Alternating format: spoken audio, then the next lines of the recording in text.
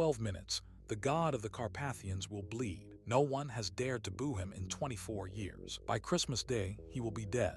December 1989. The Iron Curtain is disintegrating across Europe. In Poland, Hungary, and East Germany, communism is retreating. But in Bucharest, Nicolae Ceaușescu remains defiant. He is the self-proclaimed genius of the Carpathians, ruling through his brutal secret police, the Securitate. He believes his grip on Romania is absolute and eternal. The spark begins on December 16 in the city of Timisoara. The government attempts to evict Laszlo Tokes, a dissident Reformed church priest who has been speaking out against the regime. A small group of parishioners forms a human shield around his home. It is a quiet act of defiance that will soon scream. By the next evening, the vigil transforms into a massive anti-government demonstration. Thousands fill the streets, chanting for freedom.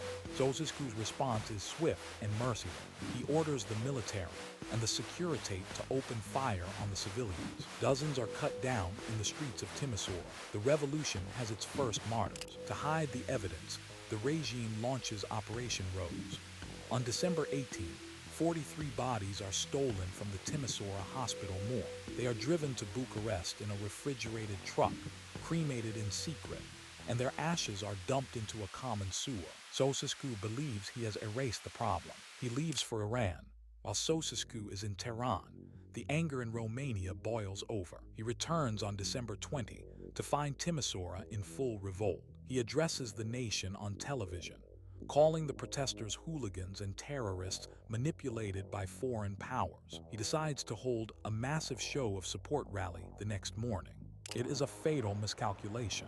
December 21, 12 o'clock p.m. Palace Square is packed with 100,000 workers bust in from factories. They carry portraits of Nicolae and Alina. The rally is being broadcast live to the entire country. Ceausescu begins to speak, praising the achievement of socialism. Then, 8 minutes into the speech, the world changes forever. A low rumble, like an explosion, ripples through the back of the crowd. Someone screams. The rhythmic chanting of Ceausescu stops. Suddenly, a new chant begins to rise from the back.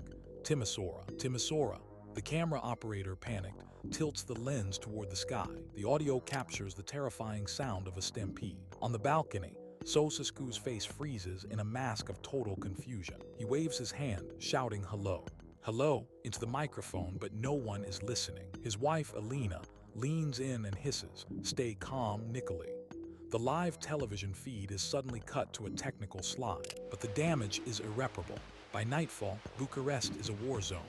Thousands of students and workers converge on University Square. They build a barricade near the Intercontinental Hotel, using trucks and crates. The military is ordered to clear the streets at any cost. Tanks are sent in to crush the barricades and the people behind them. The crackdown is brutal. By 3 o'clock a.m. on December 22, the streets are cleared. 50 people are dead, hundreds more injured. Ceausescu believes he has regained control, retreating to the Central Committee building to sleep. He doesn't realize that the military, the very tool of his power, is beginning to fracture. At 9:30 a.m., Defense Minister Vasile Milea is found dead in his office. Ceausescu immediately labels him a traitor who committed suicide to avoid punishment. But the soldiers hear a different story. Milea was executed for refusing to fire on the people. The army, now leaderless, begins to turn against the dictator. General Victor Stanculescu takes command. He is a man of cold calculation. Seeing the tide turn, he tells Ceausescu that the building is no longer safe. By 11 o'clock a.m., the mob is smashing the ground floor windows. Nicolae and Alina are trapped. Their only way out is up to the roof. A white Dolphin helicopter lands on the roof of the Central Committee building. In one of the most iconic moments of the 20th century, the Ceausescus, 2 bodyguards and 2 officials scramble aboard. The helicopter lifts off just seconds before the first protesters reach the roof. The dictator is now a fugitive. The flight is a desperate disaster. The pilot, Vasile Militan, receives word that the Air Force has switched sides. Fearing he will be shot down, he lies to Ceausescu, claiming they are being tracked by radar. He lands the helicopter on a road near Targov East, telling the couple they must continue by car. The bodyguards hijack a car driven by a local doctor, then another driven by a terrified civilian named Nicolae Ceaușescu. Ceaușescu drives them around for hours, pretending to look for a safe haven while secretly listening to the revolution on the car radio. He eventually drops them at an agricultural research center. At the agricultural center, the employees recognize the couple and lock them in a room. By late afternoon, the local police arrive and take them into custody. They are transported to a military garrison in Targov East. The genius of the Carpathians is now a prisoner in a cold, concrete barracks. While the Ceausescus are held, Bucharest descends into madness.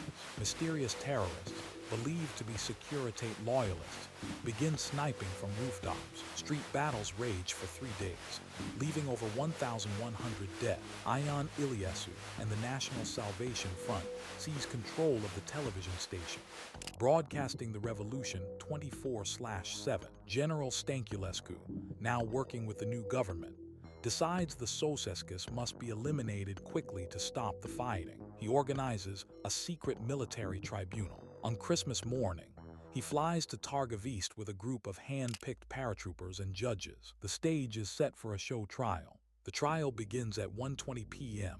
inside a small, cramped room at the garrison. It is a farce. The Ceausescus are charged with genocide, the destruction of the national economy, and subverting state power. The prosecution claims they are responsible for 60,000 deaths, a number later proven to be massively inflated. Nicolae is defiant, refusing to recognize the court's authority. He repeatedly checks his gold watch, demanding to speak to the great National Assembly. Alina is even more combative, shouting at the judges, calling them traitors. The lawyer assigned to defend them actually joins the prosecution in attacking them. After just 90 minutes, the verdict is read: death. Nicolae and Alina are to be executed immediately. As soldiers move to tie their hands, Alina screams, "I was like a mother to you, and you're breaking my arms."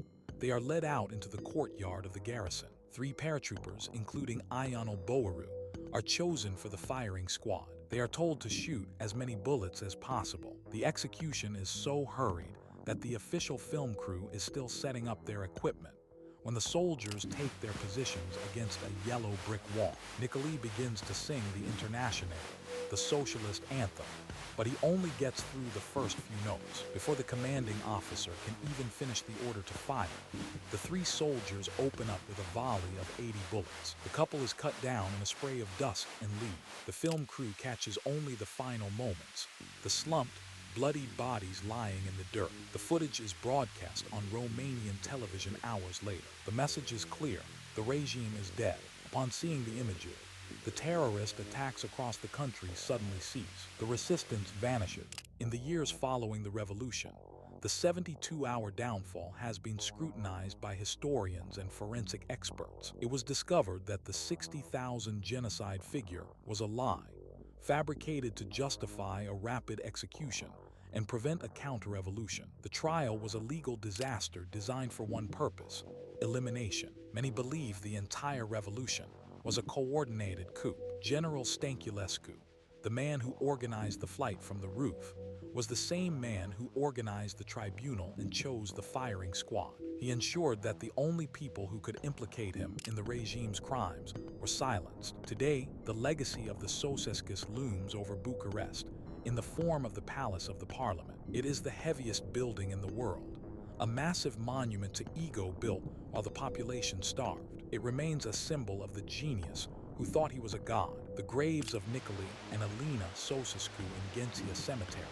are still visited by a dwindling number of nostalgic supporters. They bring flowers and light candles for a man they remember as a strong leader, ignoring the blood and the betrayal that defined his final hours. The Romanian Revolution remains the only violent overthrow of a communist regime in 1989. The truth of who really pulled the strings during those 72 hours may never be fully known, but the image of the dictator's face, frozen in confusion, remains a warning to all who believe their power is absolute.